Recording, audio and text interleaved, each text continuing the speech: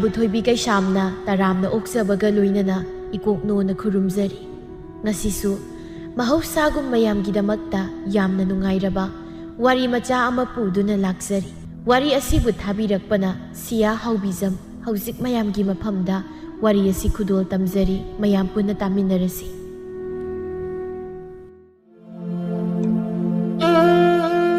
ꯈꯨꯜ ꯑꯃꯗ ꯁꯅꯥꯗ ꯉꯥꯎꯕꯤ ꯆꯥꯎꯕꯤ ꯀꯧꯕꯤ ꯅꯨꯄꯤ ꯑꯃ ꯂꯩꯔꯝꯃꯤ ꯃꯔꯜꯗꯤ ꯂꯩꯇꯅ ꯁꯪꯒꯣꯝ ꯆꯥꯅꯤꯡꯕꯤ ꯅꯨꯄꯤꯅꯤ ꯊꯕꯛ ꯁꯨꯅꯤ ꯍꯥꯏꯕ ꯈꯪꯗꯦ ꯅꯣꯡ ꯍꯦꯛ ꯉꯥꯟꯕꯗꯒꯤ ꯅꯨꯃꯤꯠ ꯇꯥꯕ ꯐꯥꯎꯕ ꯂꯩꯀꯥꯏ ꯀꯣꯏꯗꯨꯅ ꯃꯤꯋꯥ ꯉꯥꯡꯅꯕ ꯌꯥꯎꯔꯒ ꯃꯌꯨꯝ ꯍꯟꯖꯤꯜꯂꯛꯂꯒ ꯃꯃꯧꯕꯨ ꯑꯣꯠꯄꯅ ꯃꯥꯒꯤ ꯅꯨꯡꯉꯥꯏꯖꯕꯤꯅꯤ ꯃꯃꯧ ꯁꯅꯥ ꯂꯨꯍꯣꯡꯕꯗ ꯑꯋꯣꯡ ꯑꯋꯨꯟ ꯌꯥꯝꯅ ꯌꯥꯎꯔꯛꯇꯦ ꯂꯥꯏꯔꯕ ꯏꯃꯨꯡ ꯑꯣꯏꯕꯅ ꯃꯄꯥ ꯃꯃꯥꯅ ꯃꯥꯒꯤꯅꯤ ꯍꯥꯏꯅ ꯁꯅꯥ ꯃꯆꯦꯠ ꯑꯃ ꯐꯥꯎꯕ ꯍꯥꯞꯂꯛꯇꯦ ꯃꯀꯨꯅꯗꯤ ꯃꯃꯧ ꯁꯅꯥꯕꯨ ꯌꯥꯝꯅ ꯂꯨꯅ ꯇꯧꯕꯤ ngasisu saubidu mana pamba insang thonglamde haidana sanabu masam khoibirami tas kamdawiya aina haibu wada thawoi usittaba tawrabadi aduni khango usittaba tawrabadi aduni aina nangonda kangsoi thongbasi saningde haiba natro ha ngarang numidangdagi ngasidi nga oina thongo haiba natraba nayum pani di khangi chain sang thongba phawba masu tana thongba haitenya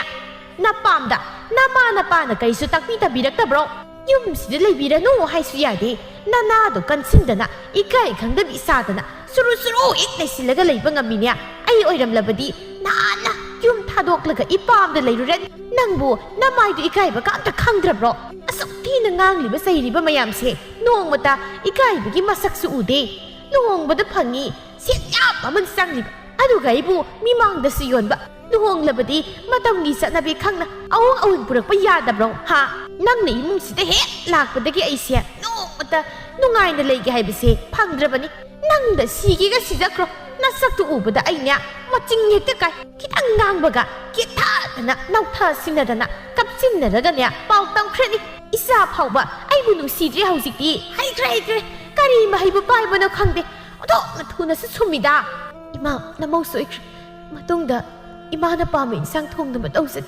ngasidi selamata leitabagi araiba matum thongjinkre hai taningdene suaida kapchila usinarakan aina tawbidawa nati kai thokseina tawjarinu nangise aina nungsiramni sinine ha nangna khalise nangna ima kaina kaurakpado aina ga khumbirani siro haibigi tajau saubi aina amukpu yakhidraba haibase punsi oini yararoidobun ngasi haribu wafamse na punsigi kawgan aibu isau yamna langbi manem phatabisu tahanganu nangna aise mimangda yonaba silibadasu athobada lepnaba taw ima namongna imabu yonaba kaidonungda sinjade toklasi lekai mina taraga kaidom soidana khankhre hare kayada ngamliba nupino nangna hojikta asum sadana aingonda pawta ka piba sainya lekai mina takraga kaidom khalani kaisu haijaba sainya nang nasamdo khutang yelaga phoyu haibro ha aigi sinthakta khumbasu sai hai thona singjangbiya nang wa nganglakanu ni nang taningdi imung kaina basilabani na naraldo kupsinna bahotnabada amengbi yamna wanjabigi saklo lawdana imung sida nangna sanari bilila mayamdo ataina udrasu khangdrasu aina di loina hotrong hona uine yareda nasai di ngangda waramnan tumti gi ngangmandana wabu wadabur khang imungse imana na kudingi isau langbagi khonjelna puknen heknil nongdasu thona mengna nungsibo khondada wa haibdu amuktari tajagi bu palem hai atomba sal thokro aibunya hena saunaba asakpa maida gi haiganu ko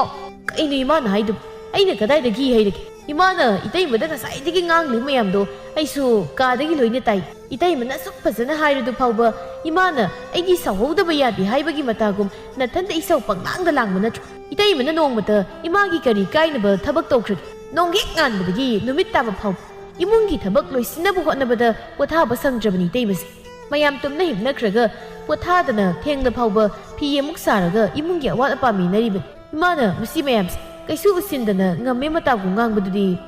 idea ningdebo idea kan khatliba kaidani ni ha isadi madai mayam ningida hai nangna phabini khanjariba nupi se hingchabini ne ma he lakpadagi imungse kangkhong saraban aibusu tokhai tahanba aduga noibuna mana mahi tawduna magi misangda loina lehalibase nang khangun mase asamba tarai ba nupi na teko aikhoi bisumlaga sage khanbin as kadai digi thoglak di buwana dun kanana kari muktam silaklagi imana ngang was ꯇꯥꯕ ꯌꯥꯕ ꯋꯥ ꯑꯃꯠꯇ ꯍꯦꯛ ꯌꯥꯎꯗꯦ ꯃꯤꯅ ꯇꯥꯕꯗ ꯌꯥꯗꯧꯕ ꯊꯥꯖꯗꯧꯕ ꯋꯥ ꯈꯔꯁꯨ ꯍꯥꯏꯌꯨ ꯅꯣꯡꯍꯦꯛ ꯉꯥꯟꯕꯗꯒꯤ ꯅꯨꯃꯤꯠ ꯇꯥꯕ ꯐꯥꯎ ꯂꯩꯀꯥꯏ ꯀꯣꯏꯔꯒ ꯃꯤ ꯋꯥ ꯉꯥꯡꯅꯕ ꯌꯥꯕ ꯉꯥꯡꯅꯔꯨꯔꯒ ꯍꯜꯂꯛꯂꯕꯅꯤꯅ ꯅꯀꯣꯛꯇꯨꯗ ꯑꯐꯕ ꯋꯥ ꯑꯝꯇ ꯍꯦꯛ ꯈꯟꯗ꯭ꯔꯦ ꯑꯇꯣꯝꯕ ꯅꯪ ꯉꯁꯤ ꯁꯣꯏꯔꯣꯏꯀꯣ ꯏꯆꯥꯗꯤ ꯃꯤꯒꯤ ꯃꯤꯍꯨ ꯆꯪꯉꯕꯅꯤ나 ꯑꯣꯟꯊꯣꯛꯅ ꯍꯩꯈ꯭ꯔꯦꯗ ꯋꯥ ꯉꯥꯡꯕꯁꯨ ꯍꯥꯟꯅꯗꯤ ꯃꯃꯥ ꯑꯩꯅ ꯋꯥ ꯑꯃꯇꯪ ꯍꯥꯏꯕꯗ ꯀꯩꯁꯨ ꯍꯦꯛꯇꯣꯛꯄ ꯏꯆꯥ ꯅꯠꯇꯦ ꯉꯝꯃꯤꯗ ꯏꯕꯦꯝꯃ ꯅꯪꯅ ꯉꯝꯕꯁꯦ ꯈꯔ ꯂꯩꯔꯕꯗꯤ ꯌꯨꯝꯁꯤ ꯂꯩꯔꯤꯕ ꯃꯤ ꯄꯨꯝꯕ ꯑꯃꯠꯇ ꯅꯨꯡꯁꯤꯅꯔꯣꯏꯗꯧꯔꯤ ꯏꯃꯥ ꯅꯪ ꯀꯌꯥꯝ ꯀꯨꯏꯅ ꯉꯥꯡꯈꯤꯗꯣꯏꯅꯣ ꯑꯩꯅ ꯉꯁꯥꯏꯗꯒꯤ ꯍꯥꯏꯁꯦ ꯀꯩ ꯑꯣꯏꯅ ꯇꯥꯒꯦ ꯀꯩꯁꯨ ꯅꯠꯇꯕ ꯋꯥꯁꯤꯗ ꯁꯨꯝ ꯆꯒꯠ ꯆꯒꯠ ꯍꯥꯏꯗꯨꯕꯨ ꯏꯃꯥꯕꯨ ꯋꯥꯗ꯭ꯔꯣ ꯃꯤꯅ ꯇꯥꯔꯒ ꯀꯩ ꯐꯖꯗꯧꯔꯤꯒꯦ ꯏꯃꯨꯡ ꯃꯍꯤ ꯂꯥꯡꯅꯕ ꯁꯤꯟꯕꯅ 이마는 실라가 따이나버니 이따이마다 로이나 따이나리두보 이마부 이까이다 이따이마는 노무다 이마기 신탁도 kum바수나티 이마다니 이소랑밤 뒤라가 칸나바우버니 헤이 안강능는 까리 칸게 하 까염 핵 떠보 쿠딩기 이따이마 하이던 떠리바두보 낭보 아이세 까이수 칸드라브로 하 픽링아이다기 노이부 싸우나바 셈락바 나마 아이부디 나랑 나한다 락비 누피시니 헤나 룸나 라우라바 나트로 하 노이부 싸우나바 이루 이양 게임마 마카이 셈락바기 마이로 나시 나마 잉원도 온실라가 싸리바세 이마 이누 낭나 ngang mari makhong amata samnadre ngang mayam kasai makai na mangangi hauzik na ma karino haibani tawisi chawbi du mapi tai khangde ta di khangde susut tawduna kapna yam thamoi sokpagi maongda aise mama boy yam na matik chat ma aina ti isa nupa ani mama agi awaba kasi toirasu khangbi ni khaluban mina sawbi nangdi nasani go yaudabani na hayeng wai namong lak na nasa nupa ani do namong singit away na way krani do thok na sum kreda hay na di matam do da pong na saw na ngang kiba mayam do hausik di loy na tayon na mathok ni kai kreda isa buksa magi mahaya de nga sidi ima nang yang wasale kai drum chala kapuru sa kapini to do san na kapayama na ko na wa na ga thi bane ta na kong ita do ato manangbu ima da do humado hainu mina targa warak wate wat point uki imana zaingang tawbada sawbayat ikhoibu phaningbagi imana duk saibani dema kairi wanuda imana ngasai dagi ngang li mayam sai taba yabam ta yaudi lekai mina ikhoi mungi wari khangli base imana tambadi ngaktan nong phungan budagi lekai koiraga lei yumda laklaga isau irang tawraga khanna phama dom thiraga lei imana yabagi mina ikhoi mungi matangda thina ngangdari base masanasu ikhoi bu hullaga ngangba yarabani na ꯃꯤꯅꯁꯨ ꯑꯗꯨꯝ ꯎꯁꯤꯠꯇꯕ ꯇꯥꯕ ꯑꯩꯅ ꯑꯩꯁꯦ ꯄꯪꯉꯥꯏ ꯍꯥꯏꯖꯤꯟꯕ ꯅꯠꯇꯦ ꯑꯁꯦꯡꯕꯗꯨ ꯉꯥꯛꯇꯅꯤ ꯍꯣꯏ ꯁꯤ ꯌꯥꯏ ꯂꯣꯏꯁꯤꯜꯂꯁꯤ ꯁꯥꯡꯊꯔꯒꯨꯝꯁꯤ ꯃꯤꯅ ꯇꯥꯕꯗ ꯌꯥꯝꯅ ꯐꯖꯕ ꯋꯥꯁꯨ ꯅꯠꯇꯦ ꯆꯠꯂꯣ ꯅꯪꯁꯨ ꯅꯊꯧ ꯇꯧꯖꯔꯨꯔꯣ ꯍꯣꯏ ꯏꯇꯩꯃ ꯁꯤ ꯌꯦꯡꯉꯣꯕ ꯑꯩꯅ ꯄꯪꯍꯥꯏꯗ ꯍꯥꯏꯖꯤꯟꯕ ꯅꯠꯇꯦꯕ ꯃꯃꯥ ꯑꯩꯅ ꯉꯥꯡꯕ ꯋꯥꯗꯅ ꯁꯪꯒꯠꯇꯅ ꯈꯨꯝꯃꯦ ꯑꯗꯨꯒ ꯀꯩꯁꯨ ꯂꯩꯇꯕ ꯅꯨꯄꯤꯁꯤꯅ ꯉꯥꯡꯕ ꯋꯥꯗꯅ ꯏꯪꯅ ꯇꯞꯅꯒ ꯈꯨꯝꯗꯅ ꯇꯧꯔꯗꯅ ꯌꯦꯡꯉꯨ ꯑꯩꯅꯦ ꯈꯜꯂꯨꯔꯒ ꯆꯥꯈ꯭ꯔꯦꯗ ꯃꯁꯤꯕꯨ ꯑꯩꯕꯨ ꯀꯌꯥꯝ ꯀꯨꯏꯅ ꯌꯦꯡꯗꯨꯅ ꯂꯩꯈꯤꯗꯣꯏꯅꯣ ꯍꯧꯖꯤꯛꯇꯒꯤ ꯁꯨꯃꯥꯏꯅ ꯇꯧꯔꯁꯤꯅꯗꯤ ꯅꯨꯄꯤꯒ ꯄꯨꯁꯤꯜꯂꯛꯂꯕꯗꯤ ꯏꯁꯥꯗꯤ ꯄꯨꯔꯥ ꯑꯣꯟꯈꯤꯗꯧꯔꯦꯅꯦ ꯀꯩꯅꯣ ꯏꯃꯥꯅ ꯉꯁꯤ ꯑꯁꯨꯛ ꯌꯥꯝꯅ ꯈꯠꯅꯕ ꯍꯧꯔꯤꯁꯤꯕꯨ ꯑꯩꯅ ꯉꯁꯥꯏꯗꯒꯤ ꯇꯣꯛꯅꯕ ꯍꯥꯏꯕ ꯅꯠꯇ꯭ꯔꯣ ꯏꯃꯥꯅ ꯁꯨꯝ ꯃꯤꯊꯨꯟ ꯒꯥꯏꯗꯧꯅ ꯈꯣꯏ ꯃꯍꯨꯝꯗ ꯆꯩꯅ ꯀꯛ ꯊꯤꯜꯂꯒ ꯑꯁꯥꯎꯕꯁꯦ ꯐꯨꯗꯣꯛꯅꯕ ꯇꯧꯔꯤꯁꯤ ꯀꯩꯒꯤ ꯑꯩꯅ ꯀꯔꯤꯗ ꯈꯠꯅꯕ ꯍꯧꯔꯒꯦ ꯍꯥ ꯅꯁꯛꯇꯨ ꯌꯦꯡꯅꯤꯡꯗꯦ ꯆꯠꯂꯣ ꯑꯩꯕꯨ ꯅꯃꯥꯅꯤ ꯈꯟꯕ ꯉꯝꯗꯕ ꯅꯪꯗꯤ ꯑꯩꯉꯣꯟꯗꯅꯦ ꯉꯁꯤꯗꯒꯤ ꯀꯥꯎꯔꯛꯄ ꯌꯥꯔꯣꯏ ꯅꯣꯏ ꯆꯥꯎꯔꯛ ꯁꯥꯡꯂꯛꯂꯦ ꯍꯥꯏꯗꯅ ꯑꯩꯕꯨ ꯎꯁꯤꯠꯇ꯭ꯔꯤꯕ ꯅꯠꯇ꯭ꯔꯣ ꯐꯩ ꯅꯄꯥꯗ ꯂꯣꯏꯅ ꯇꯝꯊꯣꯛꯀꯦ ꯍꯣꯔꯦꯟꯗꯤ ꯑꯗꯨꯒ ꯀꯩꯗꯧꯋꯦꯗꯣ ꯌꯦꯡꯉꯣꯕ ꯍꯣꯏ ꯏꯃꯥꯅ ꯇꯝꯅꯤꯡꯕ ꯍꯥꯏꯅꯤꯡꯕꯗꯣ ꯂꯣꯏꯅ ꯇꯝꯖꯧ ꯃꯆꯨ ꯊꯥꯛꯆꯤꯜꯂꯒ ꯍꯦꯟꯖꯤꯟ ꯇꯝꯁꯤꯜꯂꯁꯨ ꯑꯩꯗꯤ ꯀꯩꯁꯨ ꯑꯀꯥꯏꯕ ꯂꯩꯇꯦ ꯏꯃꯥꯅ ꯐꯅ ꯃꯥꯟꯅꯕ ꯇꯝꯂꯁꯨ ꯄꯥꯕꯅ ꯀꯩꯁꯨ ꯊꯥꯖꯕꯤꯗꯧꯕ ꯅꯠꯇꯦ ꯃꯃꯥꯡꯗꯁꯨ ꯏꯃꯥꯅ ꯅꯠꯇ ꯑꯣꯏꯗꯕ ꯃꯌꯥꯝ ꯑꯃ ꯄꯥꯕꯗ ꯇꯝꯁꯤꯜꯂꯒ ꯏꯃꯨꯡ ꯃꯍꯤ ꯂꯥꯡꯅꯕ ꯁꯤꯜꯂꯨꯕꯒꯤ ꯄꯥꯕꯅ ꯀꯣꯏꯇꯥꯟ ꯇꯥꯟꯅꯔꯒ ꯐꯨꯊꯕꯗꯨ ꯀꯥꯎꯔꯕ ꯑꯩꯒꯤ ꯅꯥꯛꯇ ꯅꯠꯇ꯭ꯔꯣ ꯆꯦꯟꯁꯤꯜꯂꯒ ꯑꯇꯣꯝꯕ ꯀꯟꯕꯤꯌꯨ ꯍꯥꯏꯗꯨꯅ ꯇꯧꯈꯤꯕꯗꯣ ꯀꯥꯎꯔꯕ꯭ꯔꯥ ꯏꯃꯥꯕꯨ ꯃꯁꯥꯅ ꯑꯁꯦꯡꯕ ꯂꯣꯏꯅ ꯍꯥꯏꯔꯛꯄꯗꯨꯗ ꯆꯥꯎꯕꯤꯗꯨ ꯈꯨꯝꯐꯝ ꯈꯪꯗ ꯃꯃꯥꯏꯗꯣ ꯑꯣꯂꯩ ꯄꯥꯔꯩ ꯇꯧꯗꯨꯅ ꯂꯩ ꯃꯃꯥꯒꯤ ꯃꯑꯣꯡꯗꯨꯗ ꯄꯨꯟꯁꯤꯕꯗꯨ ꯅꯣꯛꯅꯤꯡꯂꯝꯃꯤ ꯑꯗꯨꯕꯨ ꯀꯩꯁꯨ ꯍꯥꯏꯗ ꯊꯣꯛꯈ꯭ꯔꯦ ꯍꯧꯖꯤꯛꯇꯤ ꯃꯅꯤ ꯃꯃꯧ ꯑꯅꯤꯗꯨ ꯈꯛꯇ ꯉꯥꯏꯍꯧꯔꯦ ꯉꯁꯥꯏ ꯃꯈꯩ ꯃꯆꯥꯅꯨꯄꯥ ꯂꯩꯕꯒꯤ ꯀꯩꯁꯨ ꯉꯥꯡꯗ ꯂꯩꯔꯝꯕꯗꯨ ꯍꯧꯖꯤꯛꯇꯗ ꯆꯤꯟ ꯀꯥꯡꯊꯣꯔꯛꯏ ꯅꯪ ꯑꯗꯨꯋꯥꯏꯗꯨꯗ ꯀꯔꯤ ꯉꯥꯏꯔꯤꯒꯦ ꯆꯠꯂꯣ ꯅꯪꯁꯨ ꯅꯁꯛꯇꯨ ꯌꯦꯡꯅꯤꯡꯗꯦ ꯅꯪꯅ ꯈꯠꯅꯅꯕ ꯁꯤꯟꯕꯁꯦ ꯑꯣꯟꯊꯣꯛꯅ ꯍꯩꯈ꯭ꯔꯦꯗ ꯉꯁꯤꯗꯒꯤ ꯅꯪ ꯍꯩꯅ ꯁꯤꯡꯅ ꯂꯩꯅꯕ ꯍꯣꯠꯅꯧ ꯍꯩꯅ ꯁꯤꯡꯅ ꯊꯥꯡꯗ꯭ꯔꯒꯅꯅꯦ ꯅꯪ ꯑꯩꯒꯤ ꯃꯤꯆꯩ ꯇꯥꯕꯅꯤ ꯐꯖꯅ ꯍꯥꯏꯕꯗꯤ ꯌꯥꯗ꯭ꯔꯕꯅꯤꯅ ꯅꯪ ꯌꯨꯝꯁꯤꯗ ꯀꯌꯥꯝ ꯀꯨꯏꯅ ꯂꯩꯕ ꯉꯝꯒꯦꯗꯣ ꯌꯦꯡꯕ ꯇꯥꯏ ꯍꯦꯔꯥ ꯅꯪꯒꯨꯝꯕꯤ ꯂꯥꯏꯔꯁꯨ ꯗꯠꯅꯕꯤ ꯑꯃꯅ ꯆꯥꯎꯕꯤ ꯑꯩꯉꯣꯟꯗ ꯁꯤꯡꯅꯕꯁꯨ ꯁꯥꯔꯗꯅ ꯅꯄꯨꯟꯁꯤꯗꯣ ꯀꯌꯥꯝ ꯋꯥꯅ ꯂꯩꯒꯦꯗꯣ ꯌꯦꯡꯉꯣꯕ ꯑꯩꯒꯤ ꯃꯤꯑꯣꯠ ꯃꯤꯅꯩꯗ ꯀꯌꯥꯝ ꯀꯨꯏꯅꯕꯨ ꯈꯥꯡꯕ ꯉꯝꯗꯣꯏꯅꯣ ꯅꯪꯕꯣ ꯅꯪꯅꯗꯤ ꯈꯟꯖꯔꯝꯅꯤ ꯑꯩꯁꯦ ꯃꯇꯝ ꯈꯔ ꯁꯥꯎꯔꯒ ꯑꯗꯨꯃꯛ ꯇꯣꯛꯈꯤꯅꯤ ꯀꯥꯏꯅ ꯑꯗꯨꯕꯨ ꯃꯁꯤꯗꯤ ꯅꯃꯪꯗ ꯐꯥꯎꯕ ꯈꯜꯂꯨꯅꯨ ꯑꯩꯒꯤ ꯏꯃꯧꯗꯤ ꯂꯩꯀꯥꯏꯁꯤꯗ ꯑꯩꯕꯨ ꯃꯥꯏ ꯄꯥꯛꯅ ꯂꯩꯍꯟꯕ ꯉꯝꯕ ꯑꯋꯣꯡ ꯑꯋꯣꯟ ꯆꯥꯎꯅ ꯄꯨꯔꯛꯄꯗꯨꯗꯅꯦ ꯑꯩꯒꯤ ꯃꯤꯅꯨꯡꯁꯤ ꯄꯨꯝꯕ ꯍꯩꯊꯒꯅꯤ ꯑꯁꯤ ꯍꯥꯏꯔꯝꯂꯒ ꯊꯣꯛꯈ꯭ꯔꯦ ꯃꯅꯦꯝꯅ ꯉꯥꯡꯂꯝꯂꯤꯕ ꯃꯌꯥꯝꯗꯨ ꯈꯟꯖꯤꯜꯂꯨꯕꯗ ꯁꯅꯥꯗꯨ ꯑꯀꯤꯕ ꯑꯃꯁꯨ ꯐꯥꯎꯔꯝꯃꯤ ꯉꯁꯤ ꯐꯥꯎꯗ ꯃꯅꯦꯝꯒꯤ ꯃꯤꯅꯨꯡꯁꯤ ꯐꯪꯖꯗ꯭ꯔꯤꯕꯅꯤ ꯃꯅꯦꯝꯅ ꯌꯥꯅꯕ ꯆꯠꯅꯕ ꯍꯣꯠꯅꯕꯗ ꯑꯋꯥꯕ ꯑꯃ ꯑꯣꯏꯔꯕꯅꯤ ꯁꯣꯝꯗꯅ ꯄꯨꯟꯁꯤꯕꯗꯨ ꯃꯌꯨꯝꯗꯒꯤ ꯊꯣꯔꯛꯂꯒ ꯂꯤꯟꯊꯣꯏꯅ ꯍꯦꯛ ꯃꯥꯕꯨ ꯉꯥꯏꯕ ꯃꯐꯝꯗꯨꯗ ꯂꯥꯛꯇꯨꯅ ꯉꯥꯏꯔꯝꯃꯤ ꯃꯁꯤꯒꯤ ꯅꯨꯄꯤꯁꯤꯅ ꯍꯧꯖꯤꯛ ꯐꯥꯎꯕ ꯊꯣꯛꯂꯛꯇ꯭ꯔꯤꯁꯤꯅ ꯀꯔꯤꯒꯤꯅꯣ ꯅꯍꯥꯟ ꯃꯈꯩꯅ ꯌꯥꯍꯧ ꯉꯟꯕꯤ ꯁꯥꯗꯅ ꯉꯟꯇꯥꯅ ꯍꯦꯛꯇ ꯉꯥꯏꯔꯒ ꯂꯩꯔꯝꯕꯅꯤ ꯉꯁꯤꯅ ꯑꯃꯨꯛ ꯀꯩꯗꯧꯔꯕꯅꯣ ꯈꯪꯗꯦ ꯑꯩꯅ ꯉꯥꯏꯔꯛꯂꯤꯕꯁꯦ ꯐꯅꯗꯤ ꯀꯨꯏꯔꯕꯅꯤ ꯊꯣꯛꯂꯛꯄ ꯌꯥꯔꯦ ꯍꯥꯏꯕꯅꯤꯗ ꯍꯣ ꯀꯩꯅꯣ ꯅꯨꯄꯤꯗꯧꯅ ꯄꯣꯔꯣꯛ ꯁꯣꯜꯂꯤꯗꯨꯕꯣ ꯑꯩ ꯂꯥꯛꯆꯔꯤ ꯏꯁꯧ ꯂꯥꯡꯕꯗ ꯇꯣꯛꯄꯤꯔꯣ ꯑꯝꯇ ꯇꯨꯡꯗꯒꯤ ꯍꯥꯏꯔꯛꯄꯅꯤ ꯄꯨꯟꯁꯤꯕꯗꯨ 이khꯪ ꯈꯪꯉꯤ ꯑꯉꯧꯕꯤ ꯀꯔꯤꯅꯣ ꯈꯪꯉꯤꯅꯦ ꯂꯥꯛꯂꯕꯗꯤ ꯑꯍꯝ ꯑꯍꯥꯗꯁꯨ ꯍꯥꯏꯔꯛꯄ ꯀꯩꯗꯧꯒꯦ ꯁꯤꯡꯂꯤ ꯇꯠꯄꯒꯤ ꯍꯧꯅꯕꯤꯗꯣ ꯇꯧꯒꯅꯨ ꯍꯥꯏꯕ ꯅꯠꯇ꯭ꯔꯣ ꯑꯩꯅ ꯏꯁ ꯑꯩꯕꯨ ꯑꯉꯧꯕꯤ ꯁꯤꯡꯂꯤ ꯇꯠꯄꯤ ꯀꯥꯏꯅ ꯅꯪꯅꯤ ꯉꯥꯎꯔꯤꯗꯤ ꯑꯩ ꯑꯃ ꯑꯁꯨꯛ ꯏꯁꯥꯎ ꯆꯥꯎꯅ ꯂꯦꯞꯄꯕꯨ ꯈꯪꯉꯤ ꯀꯥꯏꯅ ꯅꯆꯤꯟꯗꯨ ꯊꯤꯗ꯭ꯔꯁꯨ ꯌꯥꯔꯦ ꯈꯪꯁꯤꯟꯅꯔꯒ ꯋꯥꯃꯨ ꯊꯩꯗꯣꯛꯅꯕ ꯇꯧꯕꯤꯔꯅꯨ ꯀꯩꯅꯣꯕ ꯅꯪꯅ ꯉꯁꯥꯏꯗꯒꯤ ꯉꯥꯡꯂꯤꯕ ꯃꯌꯥꯝꯗꯣ ꯑꯩꯅ ꯇꯥꯒꯦ ꯌꯥꯎꯅ ꯇꯥꯕꯅꯤ ꯑꯩꯒꯤ ꯃꯤꯍꯨꯜ ꯑꯔꯥꯡꯕꯤꯗꯨ ꯂꯥꯛꯇꯅ ꯅꯪꯅꯦ ꯉꯁꯤ ꯁ꯭ꯋꯥꯏꯗ ꯉꯝꯊꯣꯛꯅꯅꯤꯀꯣ ꯑꯁꯨꯛ ꯀꯨꯏꯕꯁꯤꯅ ꯑꯩꯇꯅ ꯑꯗꯨꯝ ꯉꯥꯏꯔꯒ ꯂꯥꯛꯄꯅꯤ ꯉꯁꯤ ꯅꯣꯡꯃꯈꯛ ꯅꯪꯅ ꯉꯥꯏꯕꯁꯤꯗ ꯑꯗꯨꯛ ꯌꯥꯝ ꯏꯁꯧ ꯂꯥꯡꯉꯤꯗꯣ ꯀꯩꯒꯤꯅோ ꯍꯥꯏꯕꯅꯤꯗ ꯀꯔꯤꯅꯣ ꯑꯩꯅ ꯀꯥꯏꯗ ꯏꯁꯧ ꯂꯥꯡꯂꯒꯦ ꯅꯅꯥꯗꯣ ꯁꯦꯔꯥꯟ ꯇꯨꯔꯥꯟ ꯇꯥꯔꯕꯅꯤꯅ ꯑꯩꯉꯣꯟꯗ ꯈꯠꯅꯕ ꯑꯃꯨꯛ ꯍꯧꯔꯛꯂꯤꯕꯅꯤꯅꯦ ꯍꯥ ꯃꯤꯍꯨꯟꯅ ꯃꯤꯍꯨꯟ ꯀꯥꯕꯅꯦ ꯅꯪꯉꯣꯟꯗ ꯂꯣꯏ ꯇꯥꯏꯅꯔꯛꯀꯅꯤꯀꯣ ꯉꯁꯤ ꯑꯍꯥ ꯑꯌꯣ ꯅꯌꯨꯝꯗꯒꯤ ꯁꯥꯎꯔꯒ ꯂꯥꯛꯂꯒ ꯁ꯭ꯋꯥꯏꯗ ꯑꯀꯟ ꯁꯥꯗꯅ ꯅꯨꯄꯤꯗ ꯇꯥꯏꯅꯒꯦ ꯍꯥꯏꯔꯤꯔꯣ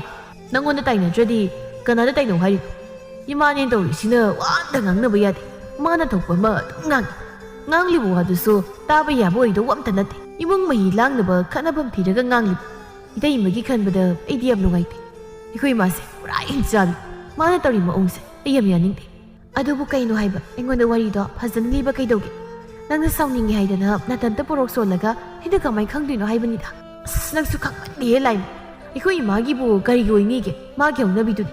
ꯏꯇꯩꯃꯁꯦ ꯃꯥꯅ ꯐꯖꯅ ꯑꯣꯠꯂꯕꯅꯤ ꯑꯋꯣꯡ ꯑꯋꯣꯟ ꯌꯥꯝꯗꯦ ꯁꯅꯥ ꯍꯥꯞꯄꯛꯇꯦ ꯍꯥꯏꯕꯩꯕꯨ ꯑꯁꯨꯛ ꯌꯥꯝ ꯑꯣꯠꯂꯁꯤꯅꯗꯤ ꯃꯄꯥꯝꯅ ꯏꯟꯊꯣꯔꯛꯄꯒ ꯑꯣꯏꯔꯝꯂꯕꯗꯤ ꯀꯃꯥꯏꯅ ꯇꯧꯔꯝꯅꯤ ꯑꯩ ꯈꯟꯕꯗ ꯈꯟꯐꯝ ꯊꯣꯛꯇꯦ ꯏꯇꯩꯃꯁꯦ ꯏꯃꯥꯅ ꯁꯨꯛꯅꯨꯡ ꯅꯨꯡꯁꯤꯗꯦ ꯏꯇꯩꯃꯅꯗꯤ ꯏꯃꯥꯒꯤ ꯌꯥꯅꯕ ꯀꯣꯏꯆꯦꯟ ꯆꯦꯟꯗꯅ ꯍꯣꯠꯅꯖꯕꯅꯤ ꯏꯃꯥꯅ ꯈꯪꯗ꯭ꯔꯁꯨ ꯑꯩꯗꯤ ꯎꯔꯤꯕꯅꯤꯅ ꯂꯣꯏꯅ ꯈꯪꯉꯤ ꯅꯣꯡꯍꯦꯛ ꯉꯥꯟꯕꯗꯒꯤ ꯏꯇꯩꯃꯅ ꯇꯧꯔꯤꯕ ꯊꯕꯛ ꯃꯌꯥꯝꯁꯦ ꯏꯃꯥꯅ ꯃꯁꯤꯡ ꯊꯥꯕꯤꯕ ꯅꯠꯇꯦ ꯑꯗꯨꯒꯤ ꯑꯣꯏꯔꯦ ꯅꯪꯅ ꯉꯁꯥꯏꯗꯒꯤ ꯏꯁꯧ ꯂꯥꯡꯉꯤꯁꯦ ꯅꯣꯏ ꯅꯇꯩꯃꯗꯣ ꯄꯪꯃꯟꯈ꯭ꯔꯦ ꯑꯩ ꯑꯣꯏꯔꯝꯂꯕꯗꯤ ꯅꯍꯥꯟꯅ ꯈꯟꯅ ꯊꯣꯛꯂꯒ ꯋꯥꯏ ꯁꯪꯅ ꯂꯩꯅꯤ ꯏꯅꯦꯝ ꯑꯣꯏꯔꯁꯨ ꯑꯩꯉꯣꯟꯗ ꯍꯦꯟꯖꯤꯟꯕꯒꯗꯤ ꯌꯥꯔꯣꯏ ꯅꯨꯄꯤꯅ ꯅꯨꯄꯤꯒꯤ ꯑꯋꯥꯕ ꯈꯪꯕꯤꯗꯕ ꯑꯣꯠꯄꯁꯦ ꯑꯩꯗꯤ ꯌꯥꯝ ꯁꯥꯎꯅꯤꯡꯉꯤ ꯑꯩ ꯂꯥꯛꯂꯒ ꯅꯣꯏ ꯅꯃꯥꯗꯣ ꯀꯃꯥꯏ ꯂꯣꯏꯅꯩꯗꯣ ꯌꯦꯡꯉꯨ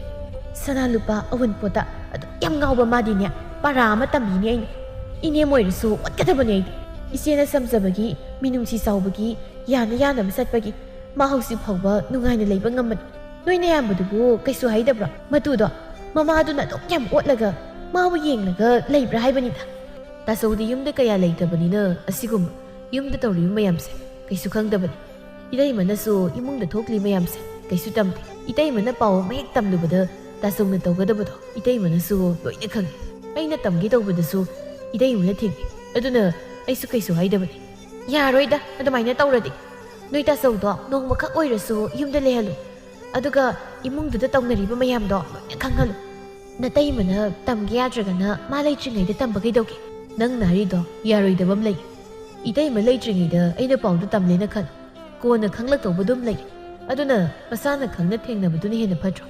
ꯏꯇꯩꯃꯅ ꯑꯩꯉꯣꯟꯗ ꯂꯥꯟꯅ ꯂꯧꯕꯗꯣ ꯑꯩ ꯄꯥꯝꯗꯦ ꯑꯗꯨꯒꯤꯅꯤ ꯃꯤꯒꯤ ꯃꯆꯥꯗꯤ ꯃꯇꯩꯃ ꯑꯣꯟꯊꯣꯛꯅ ꯅꯤꯡꯈ꯭ꯔꯦꯗ ꯈꯔ ꯂꯩꯔꯗꯤ ꯑꯩ ꯐꯥꯎꯕ ꯀꯥꯎꯈꯤꯗꯧ ꯃꯥꯜꯂꯦ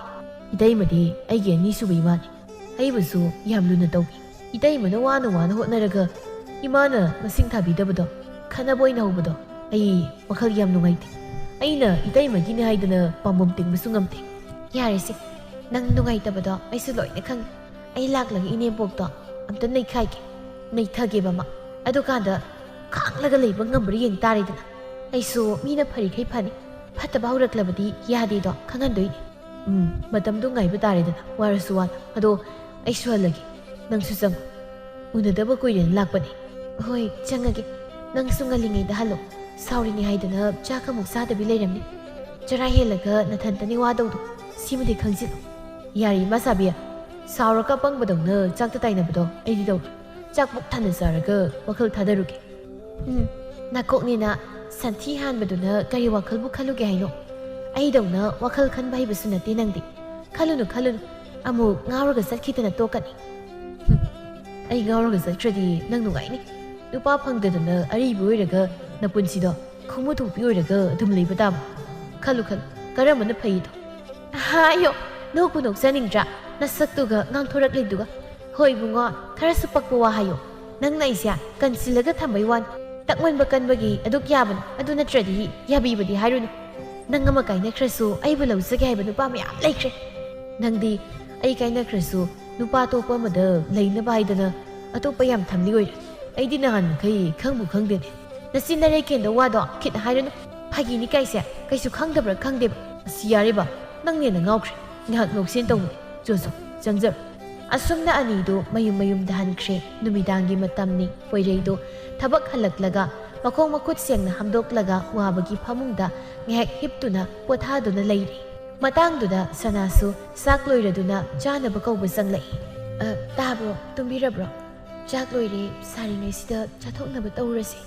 Tumde, wai na ngahak hipani. Kari sangu thonglamke.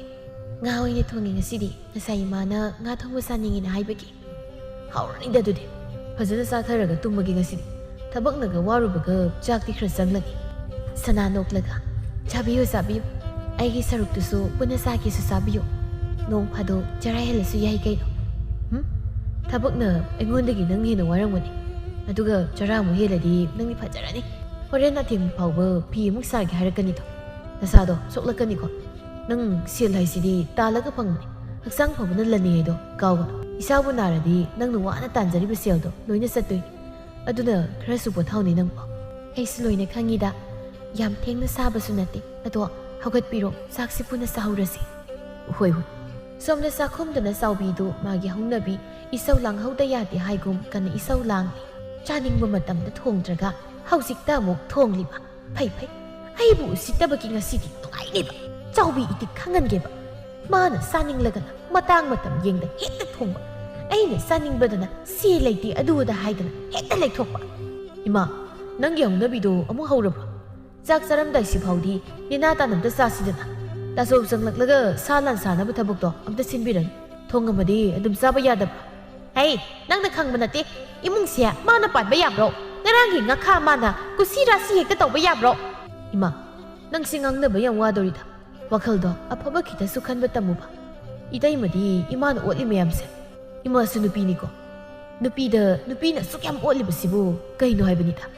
Saubina wahe khumge tawbaga poiriga sanaga su janglakpaduda kaisu haidri. Adubu sanada mamit phaina yenglaga makha siktuna lay. Sarsi aidi chak lamana loirabani. Pawdi kadai sakrage leibu ujisina. Maningda thokibani taso chaba horasi. Aisu ngasidi chak yam lami. Hoi charasi. Ani dusu saba haugatli mapasu janglaktuna makoi ani gi nakta phamlaktuna chaba hawi. Sanadi mayamge awat apa yengduna lay. Chaubidi sak chadabi bisum anidu thengnaba makai isuk lagalay. Madu ubada mapuroiba lukhoina kaino khanduna hanglai. Hey mama, nangbu kaidoragi saktu sagidi haidadana suktana lairibadubu nangbu nasaga nungaitabro. Charoyi chakam ta ingasi. Imungsia kusira siyamna taunari. Masa-masana saninglagana sakum sanglabani dana thong dana chaba. Aduga aina noma phado insang hauba masaningi haibadana se laitani ekta thongdaba. Haima adugi oi nangna ngasaidagi khung sadana tumthoklaga leibdo. Matang sadabagi tawba soirangbanida. Madu yauribani matang sadab. Nanga maibema nomata isau langdabi leibase imitsitang amuk phawu uzatri. Ho moi pabasu mau napso bise sungkraba natro lakpadi kuidri ibungsia mana supai paisinkre kuirero khara leirabadi wa ngangbba phawba yadabagi maongda laktawre mana tawbana loina yab ikoina tawbadana adu tawiga ada tawiga haidana kitlak tawba kuidrabani masya kawbinu sumai sum chaningba phawba iningtamna saba phangloida boirabadi masigi tawngambisia mapamna chathankhibani hena phai ลูหงว่าพังงี้ไอ้บุอีไม่คุณแบบทับอักตนี่มาแต่รักลีบสิมีดังนะเอาวันปวดสุนัขปุระกุสุนัติสนาพังงี้มาเจ็ดมาเผาหับลักปนัติมวยกี่มาป้ามาเสียงับติงับปีโกมาจ้าลูหงนี่ดิขังมาจ้าเกี่ยวันปวดสุนัขหับนี่ดิขังดิมาคุยกี่มาไม่ดูบุอีไก่แต่รักขังเดียบลูหงบัดวาดขี่มายามตัวจะฮีคุดิงกี้จะเข้าวัดเตาริบันมาสิตะคราสู้หับกี่ให้ไปกี่ว่าสุดเตาดีไอเนี่ยขันลูระกะยังสักติอีกว่ามาอีโมงสิลากกุศกุยจีบันมาสิตะนั่งงางหรือว่าวัดลิบันน้องน่ะตัวสิอีโมงสินุ่งไงดงกระโดดฮะนั่งเนี่ยยามเฮลบันไอ้เนี่ยซุ่มเยียงกี่ยาวน่ะเยียงบันน้องมาไอ้เนี่ยสารกุนมิตรนั่งไอ้กิลิจิซาตัวลิบก็ไอ้เนี่ยมวยป้าบันหายดิบันตัวไอ้เนี่ยหายไปเสียอาซุ่มบันดงอักตันนี่มาสิดาอดูว่าได้ให้ที่มุกตัวระกะไอ้งอนดาอิราละมุกสิบีนะมาขันตัวบีระนุสินบีระโนบะเฮ้ยน้องงอนน่ะนาราสิบกี่ว่างอักสุนัตเนี่ยนั่งนี่มองดูตั้งงางหรือว่าไม่ยามดูตาไปยามว่าอามาแต่ยาวเด่นเอาเงินปวดยามเดสนาฮับตีเดินบัวอดุมน่ะตัวห้องน่ะบรนั่งนี่มองสิกิการิบุตัวยาวกี่อีมองสินะน้องเฮ็ดงานบัดกี้กุยเสียนดันถ้าบอกปุ่มบลูสิละกะไม่ยามน่ะตุ้มน่ะครักไอ้หินน้องสวยแบบเผาเบอพี่สารก็เสียตาลิบนี่มาสากีอาวาดบ้ามาเลยเด็กให้อีมองกินก้าเสียทุ่มเสียมาน่ะด้วยน่ะปูริบนี่นั่งส่วนมันนั่นทริน้ำมองกิมาเตียงคราปังสิละกะปุ่นน่ะทับกตัวมีน่ะไปยาริบ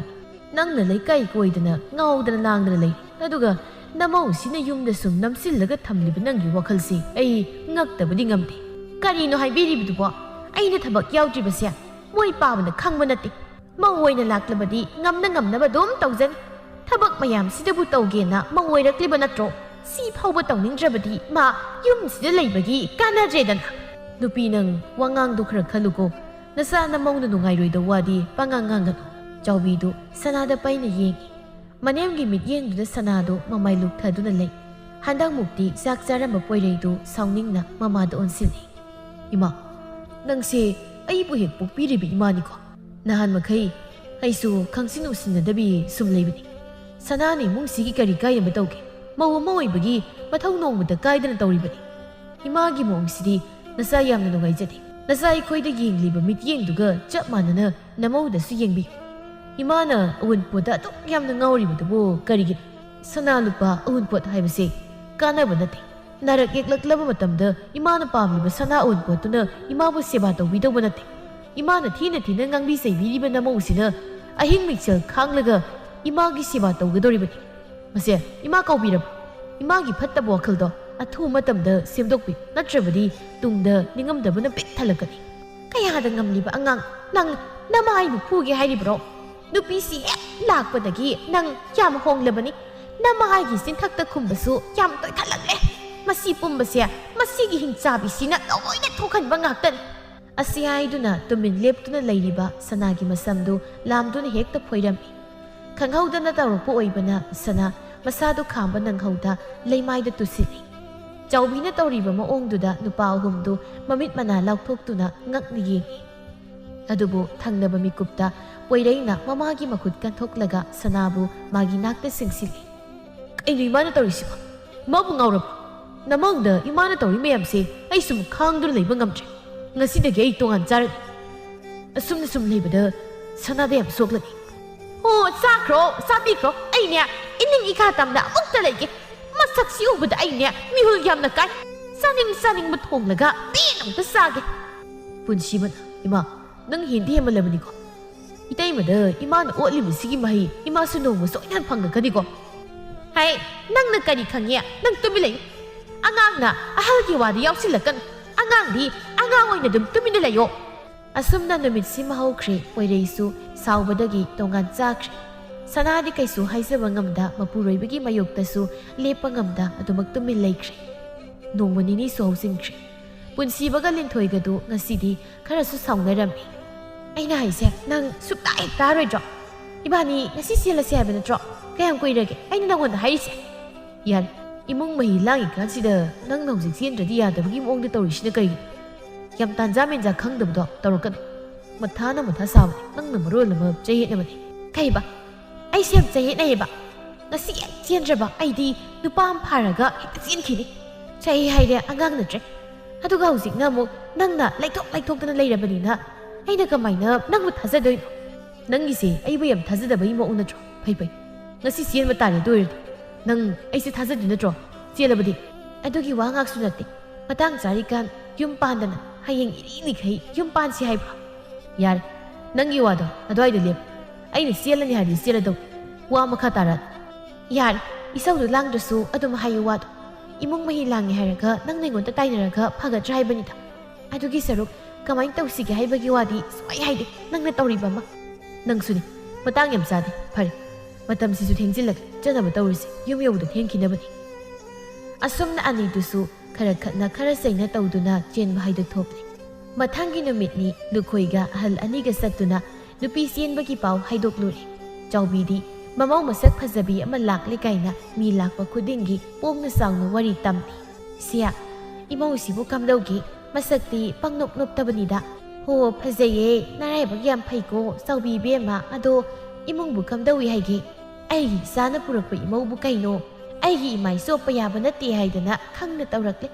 ꯏꯃꯨꯡꯁꯨ ꯑꯗꯨꯝ ꯅꯨꯡꯉꯥꯏ ꯍꯥꯏ. ꯅꯤꯡꯉꯣꯜ ꯃꯊꯟꯇꯅꯤ ꯃꯕꯨꯡ ꯑꯍꯨꯝꯒꯤ ꯃꯅꯨꯡꯗ. ꯍꯩꯃ, ꯑꯗꯨꯗꯤ ꯑꯋꯨꯟꯄꯣꯠꯇꯤ ꯈꯔ ꯇꯧꯔꯛꯑꯅꯤꯅꯦ ꯑꯗꯨꯗꯤ. ꯏꯆꯦꯅ ꯄꯥꯝꯖꯕꯤꯗೋ ꯍꯟꯗꯛꯀꯤ ꯃꯇꯥꯡꯁꯤꯗꯗꯤ ꯅꯤꯡꯕ ꯊꯨꯡꯂꯅꯤꯅꯦ. ꯁꯅꯥꯁꯨ ꯐꯅꯌꯥꯝꯅ ꯍꯥꯄꯛꯇꯧ ꯃꯥꯜꯂꯤ. ꯆꯥꯎꯕꯤ ꯅꯣꯛꯐꯦꯠ ꯇꯧꯅ. ꯍꯣ, ꯑꯗꯨꯕꯨꯗꯤ ꯑꯩꯅꯁꯨ ꯍꯣꯔꯦꯟ ꯍꯥꯏꯔꯝꯂꯗꯧꯅꯤ. ꯍꯟꯗꯛꯀꯤ ꯂꯨꯍꯣꯡꯕꯁꯤꯗꯤ ꯈꯔ ꯅꯩꯊꯗꯧꯔꯤꯕꯅꯤ. ꯗꯨꯝ ꯗꯥꯝ ꯇꯧꯗꯨꯅ ꯍꯣꯡꯗꯧꯔꯤꯕꯅꯤ. ꯏꯆꯥꯁꯤꯅꯁꯨ ꯂꯣꯏꯔꯦ. ꯑꯗꯨꯅ ꯁꯦꯜ ꯊꯥꯗꯕ ꯌꯥꯕ ꯊꯥꯗꯔꯒ ꯃꯤꯠ ꯊꯛꯄ ꯃꯈꯩ ꯍꯣꯡꯗꯧꯔꯤꯕꯅꯤ. ꯑꯗꯨꯅꯤ ꯑꯔꯣꯏꯕꯁꯨ ꯑꯣꯏꯗꯧꯔꯤꯅꯤꯅ ꯈꯔꯗꯤ ꯅꯩꯊꯔꯣ. ꯑꯩꯈꯣꯏꯁꯨ ꯄꯥꯡꯕ ꯌꯥꯕ ꯃꯇꯦꯡ ꯄꯥꯡꯅꯤꯗ. ꯑꯗꯣ ꯅꯃꯧ ꯑꯍꯟꯗꯨꯕꯨ ꯎꯗꯦ, ꯀꯥꯏ ꯆꯠꯈ꯭ꯔꯒꯦ? ꯆꯥꯎꯕꯤ ꯁꯨꯒꯠꯇꯨꯅ. ꯄꯜꯂꯛꯀꯅꯨ ꯃꯗꯨꯒꯤ ꯅꯨꯄꯤꯗꯣ. ꯃꯁꯛꯇꯤ ꯂꯥꯏꯔꯗꯅ ꯃꯃꯤꯡ ꯐꯥꯎꯕ ꯇꯥꯅꯤꯡꯗꯦ. ꯏꯆꯥ ꯅꯨꯄꯥꯁꯤꯗ ꯑꯣꯏꯗ ꯄꯥꯗꯕ ꯃꯌꯥꯝ ꯑꯃ ꯇꯝꯁꯤꯜꯂꯒ ꯇꯣꯉꯥꯟ ꯆꯥꯈ꯭ꯔꯦꯗꯅ. ꯍꯩꯈ꯭ꯔꯦ ꯃꯥꯅ ꯍꯩꯕꯁꯦ.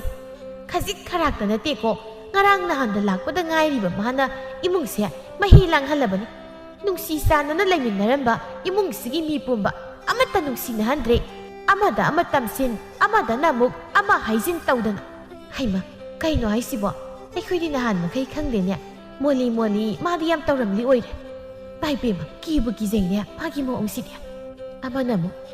ꯍꯣ, ꯍꯧꯖꯤꯛ ꯃꯇꯝꯒꯤ ꯃꯧꯗꯕꯨ ꯀꯌꯥꯝ ꯐꯅꯤꯒꯦ? ꯃꯣꯏꯅ ꯍꯩꯕꯕꯨ ꯏꯃꯨꯡ ꯊꯨꯒꯥꯏꯕꯁꯦ ꯑꯣꯟꯊꯣꯛꯅ ꯍꯩꯈ꯭ꯔꯕ. ꯑꯩꯈꯣꯏꯅꯒ ꯊꯤꯡꯂꯨꯕ ꯉꯝꯕ ꯅꯠꯇꯦꯀꯣ. ꯁꯣꯝꯗꯅ ꯁꯅꯥꯅ ꯉꯔꯥꯡꯇ ꯅꯧꯅ ꯂꯥꯛꯂꯤꯕꯤ ꯃꯅꯥꯎꯒ ꯋꯥꯔꯤ ꯇꯧꯔꯤ. ꯅꯈꯣꯏꯕꯨ ꯀꯌꯥꯝ ꯀꯨꯏꯔꯒꯦ ꯈꯪꯅꯕ? ꯑꯩꯁꯨ ꯉꯔꯥꯡ ꯆꯪꯂꯛꯇꯧꯗꯣ ꯏꯃꯥ ꯀꯤꯕꯒꯤ ꯆꯪꯂꯛꯇꯕꯅꯤ. ꯉꯁꯤꯗꯤ ꯏꯃꯥꯁꯨ ꯂꯩꯀꯥꯏꯒꯤ ꯃꯤ ꯃꯌꯥꯝꯒ ꯋꯥꯔꯤ ꯇꯧꯍꯧꯔꯤ. ꯑꯗꯨꯅ ꯃꯇꯥꯡ ꯆꯥꯔꯤꯀꯥꯟꯗ ꯆꯪꯂꯛꯄꯅꯤ. ꯂꯤꯟꯊꯣꯏ ꯃꯆꯦꯗ ꯅꯨꯡꯉꯥꯏꯇꯅ ꯌꯦꯡꯂꯒ, ꯏꯆꯦ, ꯅꯪꯁꯦ ꯅꯔꯥꯏꯕꯛ ꯑꯣꯟꯊꯣꯛꯅ ꯊꯤꯅꯁꯨ ꯇꯝꯂꯝꯃꯤꯀꯣ. ꯑꯗꯣ ꯀꯩꯁꯨ ꯋꯥꯔꯨꯔꯅꯨ. ꯑꯩꯅ ꯌꯨꯝꯁꯤꯗ ꯃꯧ ꯑꯣꯏꯅ ꯍꯦꯛ ꯂꯥꯛꯄꯒ ꯃꯉꯛ ꯍꯥꯏꯒꯠꯂꯤꯕ ꯏꯃꯥꯁꯦ ꯄꯔꯥ ꯑꯃꯗꯤ ꯁꯣꯏꯗꯅ ꯇꯝꯕꯤꯒꯅꯤ. ꯅꯨꯄꯤꯅ ꯅꯨꯄꯤꯕꯨ ꯑꯣꯠꯄ ꯀꯩꯁꯨ ꯀꯥꯟꯅꯗꯕꯗ ꯑꯋꯨꯟꯄꯣꯠꯇ ꯑꯁꯨꯛ ꯌꯥꯝ ꯉꯥꯎꯕꯒꯤ ꯃꯍꯩ ꯑꯣꯏꯅ ꯏꯀꯥꯏ ꯐꯤꯔꯨꯛ ꯑꯃꯨꯛꯇꯗꯤ ꯈꯨꯃꯟꯒꯦ ꯈꯜꯂꯤ. ꯏꯅꯥꯎ, ꯑꯗꯨꯝ ꯇꯧꯒꯅꯨ. ꯏꯃꯥꯅ ꯋꯥꯈꯜ ꯊꯤꯟꯕꯒꯤ ꯇꯧꯕꯅꯤ. ꯑꯩꯈꯣꯏꯗꯤ ꯏꯃꯥꯒ ꯃꯥꯟꯅꯒꯨꯝꯁꯦ. ꯅꯣꯡꯃ ꯋꯥꯈꯜ ꯑꯗꯨꯝ ꯇꯥꯔꯛꯀꯗꯧꯕ ꯂꯩꯔꯕꯅꯤ. ꯏꯆꯦ, ꯃꯇꯝꯗꯣ ꯅꯣꯡꯃꯗꯤ ꯁꯣꯏꯗꯅ ꯂꯥꯛꯀꯅꯤ. ꯑꯗꯨꯕꯨ ꯑꯩꯈꯣꯏꯅ ꯁꯨꯝ ꯉꯥꯏꯗꯨꯅ ꯂꯩꯔꯕꯗꯤ ꯃꯇꯝꯁꯦ ꯌꯥꯝꯅ ꯋꯥꯠꯈꯤꯅꯤ. ꯏꯆꯦꯒꯤ ꯋꯥꯔꯤ ꯅꯅꯥꯎ ꯅꯨꯄꯥꯅ ꯇꯝꯕꯗꯒꯤ ꯑꯩꯁꯨ ꯂꯣꯏꯅ ꯈꯪꯖꯔꯦ. ꯑꯗꯨꯅ ꯏꯆꯦꯒꯤ ꯃꯇꯦꯡ ꯅꯅꯥꯎꯅ ꯑꯉꯝꯕ ꯄꯥꯡꯖꯒꯅꯤ. ꯋꯥꯈꯜ ꯊꯦꯟꯕ ꯃꯥꯗꯤ ꯑꯃꯨꯛꯇꯪ ꯏꯀꯥꯏꯕ ꯄꯤꯔꯒ ꯋꯥꯈꯜ ꯊꯥꯟꯁꯤ. ꯃꯁꯤꯅ ꯈ꯭ꯋꯥꯏꯗꯒꯤ ꯐꯒꯅꯤ ꯍꯥꯏꯅ ꯅꯅꯥꯎꯅ ꯈꯟꯖꯩ. ꯏꯅꯥꯎ, ꯑꯩꯕꯨ ꯀꯔꯤ ꯈꯨꯝꯃꯨ ꯍꯥꯏꯔꯤꯅꯣ? ꯑꯩ ꯋꯥꯈꯜ ꯇꯥꯗ꯭ꯔꯦ ꯅꯪꯅ ꯍꯥꯏꯔꯤꯗꯣ. ꯑꯃꯔꯣꯝꯗ ꯅꯪꯅ ꯍꯥꯏꯔꯤꯗꯣ ꯌꯥꯝꯅ ꯐꯩ. ꯑꯗꯨꯕꯨ ꯏꯃꯥꯗ ꯏꯀꯥꯏꯕ ꯄꯤꯕꯗꯨꯗꯤ ꯏꯆꯦꯗꯤ ꯀꯌꯥ ꯌꯥꯅꯤꯡꯗꯦꯅꯦ. ꯏꯆꯦ, ꯀꯩꯁꯨ ꯈꯟꯕꯤꯅꯨ. ꯃꯁꯤꯅ ꯃꯌꯥꯝꯒꯤ ꯐꯅꯕꯅꯤ. ꯑꯇꯩ ꯑꯇꯣꯞꯄ ꯎꯄꯥꯏ ꯂꯩꯇꯦ. ꯋꯥꯔꯁꯨ ꯋꯥꯅ ꯅꯅꯥꯎ ꯂꯥꯛꯇ꯭ꯔꯤꯕ ꯐꯥꯎꯕꯗꯤ ꯈꯥꯡꯕꯤꯔꯝꯃꯨ. ꯅꯅꯥꯎ ꯂꯥꯛꯄꯒ ꯊꯕꯛ ꯄꯨꯝꯕ ꯑꯊꯨꯕꯗ ꯄꯥꯡꯊꯣꯛꯅꯕ ꯇꯧꯖꯒꯦ. ꯍꯣꯏ, ꯅꯪꯅ ꯐꯒꯅꯤ ꯈꯟꯕꯗꯣ ꯑꯗꯨꯝ ꯇꯧ. ꯑꯗꯣ ꯏꯆꯦꯁꯨ ꯊꯕꯛ ꯑꯇꯩ ꯑꯃꯨꯛꯇ ꯂꯣꯏꯁꯤꯜꯂꯨꯈꯤꯒꯦ. ꯃꯤꯅ ꯎꯔꯒ ꯌꯥꯝꯅ ꯐꯖꯗꯦ ꯏꯁꯥꯏ ꯆꯥꯏꯔꯒ ꯂꯩꯕꯁꯦ. ꯏꯆꯦ, ꯑꯩꯒ ꯄꯨꯟꯅ ꯇꯧꯃꯤꯟꯅꯔꯁꯤ. ꯅꯅꯥꯎꯁꯨ ꯌꯥꯎꯖꯒꯦ. ꯌꯥꯗꯦ. ꯅꯪꯗꯤ ꯉꯥꯏꯍꯥꯛ ꯂꯩꯇ ꯂꯩꯀꯥꯏꯒꯤ ꯃꯤꯅ ꯌꯦꯡꯕ ꯆꯪꯂꯛꯀꯅꯤ. ꯅꯪꯅ ꯑꯃꯨꯛ ꯊꯕꯛ ꯌꯥꯎꯔꯒ ꯂꯩꯔꯗꯤ ꯃꯤꯅ ꯅꯨꯡꯉꯥꯏꯕ ꯍꯧꯅꯗꯦ. ꯏꯆꯦꯒ ꯄꯨꯟꯅ ꯊꯕꯛ ꯇꯧꯃꯤꯟꯅꯕꯒꯤ ꯃꯇꯥꯡꯁꯨ ꯂꯥꯛꯈꯤꯅꯤ. ꯑꯗꯨꯅ ꯅꯪ ꯉꯁꯤꯗꯤ ꯌꯥꯎꯔꯅꯨ. ꯂꯤꯟꯊꯣꯏꯁꯨ ꯃꯆꯦꯅ ꯌꯥꯗ꯭ꯔꯕꯅꯤꯅ ꯀꯩꯁꯨ ꯃꯈꯥ ꯇꯥꯅ ꯍꯥꯏꯗ꯭ꯔꯦ. ꯑꯁꯨꯝꯅ ꯅꯨꯃꯤꯗꯥꯡꯒꯤ ꯃꯇꯝ ꯌꯧꯔꯛꯇꯨꯅ ꯂꯤꯟꯊꯣꯏꯁꯨ ꯃꯌꯨꯝꯗ ꯊꯤꯜꯂꯛꯂꯦ. ꯆꯥꯎꯕꯤꯗꯨ ꯂꯤꯟꯊꯣꯏꯒꯤ ꯃꯃꯥꯒ ꯃꯥꯌꯣꯛꯅꯗꯨꯅ ꯐꯝꯃꯤ. ꯃꯥꯒꯤ ꯍꯧꯅꯕꯤ ꯑꯁꯣꯞ ꯑꯔꯦꯟ ꯈꯪꯗꯕꯤꯗꯨ ꯇꯧꯔꯛꯏ. ꯏꯅꯝꯃ, ꯅꯆꯜ ꯀꯩꯅꯣꯝꯇ ꯍꯥꯏꯖꯒꯦꯕ. ꯇꯣꯝꯕꯤ ꯅꯣꯛꯃꯤ. ꯍꯥꯏꯌꯨꯅꯦ ꯏꯆꯜꯕꯨ ꯀꯔꯤ ꯍꯥꯏꯅꯤꯡꯉꯤꯅꯣ? ꯑꯇꯩ ꯅꯠꯇꯦꯗ, ꯏꯃꯧꯒꯤ ꯑꯋꯨꯟꯄꯣꯠꯇꯣ ꯍꯧꯖꯤꯛ ꯃꯇꯝꯒ ꯆꯥꯟꯅꯕ ꯃꯑꯣꯡꯗ ꯇꯧꯕꯤꯌꯨ, ꯑꯗꯨꯒ ꯁꯅꯥꯁꯨ ꯃꯔꯥꯡ ꯈꯔ ꯀꯥꯏꯅ ꯍꯥꯞꯄꯤꯌꯨ ꯍꯥꯏꯖꯒꯦ ꯇꯧꯅꯤꯗ꯫ ꯍꯧꯖꯤꯛꯇꯤ ꯁꯅꯥ ꯂꯨꯄꯥ ꯌꯥꯎꯗꯕꯤ ꯑꯋꯨꯟꯄꯣꯠ ꯐꯖꯅ ꯍꯥꯞꯇꯕꯁꯦ ꯆꯠꯁꯨ ꯆꯠꯅꯗ꯭ꯔꯦ, ꯑꯗꯨꯒꯤ ꯏꯅꯝꯃꯗ ꯀꯥꯎꯗꯅꯕ ꯁꯨꯝ ꯅꯤꯡꯁꯤꯡꯕꯅꯤꯗ꯫ ꯇꯣꯝꯕꯤꯗꯨ ꯆꯥꯎꯕꯤꯒꯤ ꯋꯥꯉꯥꯡ ꯈꯔꯁꯤꯗ ꯑꯗꯨꯃꯛ ꯈꯪꯕ ꯉꯝꯂꯦ꯫ ꯃꯕꯨꯛꯅꯤꯡꯗ ꯈꯟꯖꯩ, ꯆꯨꯝꯂꯦꯗꯅ ꯉꯁꯥꯏ ꯏꯆꯥꯅ ꯍꯦꯛ ꯂꯥꯛꯄꯒ ꯍꯥꯏꯈꯤꯕꯗꯣ꯫ ꯐꯩ, ꯅꯪꯕꯨ ꯃꯇꯥꯡ ꯆꯥꯔꯤꯀꯥꯟꯁꯤꯗ ꯄꯔꯥ ꯑꯃ ꯇꯝꯕꯤꯕ ꯇꯥꯔꯦ꯫ ꯇꯣꯝꯕꯤ, ꯑꯩꯗꯤ ꯐꯔꯤꯈꯩ ꯐꯅꯤ, ꯐꯠꯂꯛꯇ꯭ꯔꯕꯗꯤ ꯑꯩꯅ ꯍꯦꯟꯅ ꯐꯠꯇꯦ ꯍꯥꯏꯕꯗꯣ ꯍꯟꯗꯛꯀꯤ ꯃꯇꯥꯡꯁꯤꯗ ꯎꯠꯄ ꯇꯥꯔꯦ꯫ ꯇꯣꯝꯕꯤꯅ ꯀꯩꯁꯨ ꯈꯨꯝꯗꯕꯤ ꯂꯩꯕꯗꯨꯗ ꯆꯥꯎꯕꯤꯅ ꯑꯃꯨꯛꯁꯨ ꯅꯝꯍꯥꯏ ꯍꯥꯏꯖꯤꯜꯂꯤ, ꯁꯅꯥꯗꯨ ꯌꯥꯝꯗ꯭ꯔꯁꯨ ꯁꯟ 8-9 ꯈꯛꯇ ꯍꯥꯞꯄꯤꯔꯛꯎ, ꯎꯄꯨꯗꯨꯁꯨ 3 ꯑꯣꯏꯍꯟꯕꯤꯔꯛꯎ, ꯑꯗꯨꯒ ꯐꯃꯨꯡꯗꯨꯅ 2 ꯍꯦꯛ ꯍꯥꯞꯄꯤꯔꯛꯎ꯫ ꯑꯩꯅ ꯍꯥꯏꯗ꯭ꯔꯁꯨ ꯏꯅꯝꯃꯅ ꯍꯦꯟꯅꯕꯨꯗꯤ ꯈꯪꯂꯝꯃꯅꯤꯗ꯫ ꯍꯣꯏ, ꯍꯥꯞꯇꯗꯤ ꯀꯩꯅꯣ, ꯏꯆꯥ ꯅꯤꯉꯣꯜ ꯃꯊꯟꯇꯅꯤ꯫ ꯁꯅꯥ ꯁꯟ 30ꯕꯨ ꯍꯥꯞꯀꯦ ꯈꯜꯂꯤꯕꯅꯤ ꯑꯩꯗꯤ꯫ ꯏꯆꯥꯅ ꯀꯌꯥ ꯄꯥꯝꯂꯤꯕ ꯍꯥꯏꯗꯨꯁꯨ ꯍꯪꯈꯤꯒꯦ꯫ ꯁꯅꯥꯗꯤ ꯃꯃꯥ ꯑꯩꯅ ꯍꯥꯟꯅꯗꯒꯤꯁꯨ ꯈꯔ ꯁꯥꯗꯨꯅ ꯊꯝꯂꯕꯅꯤ꯫ ꯂꯩꯀꯥꯏꯗꯨꯗ ꯏꯆꯥꯅ ꯃꯃꯥꯏ ꯐꯧꯔꯥꯃꯨꯛ ꯄꯥꯛꯅ ꯂꯩꯕꯗꯣ ꯃꯃꯥ ꯑꯩꯁꯨ ꯄꯦꯟꯖꯗꯧꯔꯤꯅꯤ꯫ ꯑꯋꯨꯟꯄꯣꯠ ꯊꯝꯅꯕ ꯀꯥ 3 ꯑꯃꯒ ꯁꯥꯔꯣ, ꯑꯗꯨꯒ ꯏꯆꯥꯒꯤ ꯀꯥ ꯑꯣꯏꯗꯣꯏꯗꯨꯗꯤ ꯈꯔ ꯆꯥꯎꯍꯜꯂꯨ, ꯐꯃꯨꯡꯗꯣ ꯈꯔ ꯄꯥꯛꯄ ꯑꯣꯏꯅ ꯄꯤꯔꯛꯀꯅꯤ꯫ ꯃꯕꯨꯡ 3ꯒꯤ ꯃꯅꯨꯡꯗ ꯅꯤꯉꯣꯜ ꯃꯊꯟꯇꯅꯤ, ꯑꯔꯩꯕ ꯃꯈꯩ ꯍꯥꯞꯇꯧꯔꯤꯕꯅꯤ꯫ ꯂꯩꯔꯤꯕ ꯂꯟꯊꯨꯝ ꯄꯨꯝꯕ ꯏꯆꯥꯒꯤꯁꯨ ꯁꯔꯨꯛ ꯇꯝꯗꯧꯔꯤꯕ꯫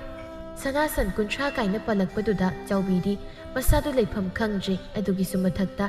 ꯂꯩꯔꯤꯕ ꯂꯟꯊꯨꯝ ꯄꯨꯝꯕ ꯂꯤꯟꯊꯣꯏꯒꯤꯁꯨ ꯁꯔꯨꯛ ꯇꯝꯒꯅꯤ ꯍꯥꯏꯅ ꯍꯥꯏꯔꯛꯄꯗꯨꯗ ꯋꯥꯈꯜ ꯁꯥꯒꯠꯄ ꯍꯧꯈ꯭ꯔꯦ ꯃꯥꯗꯤ꯫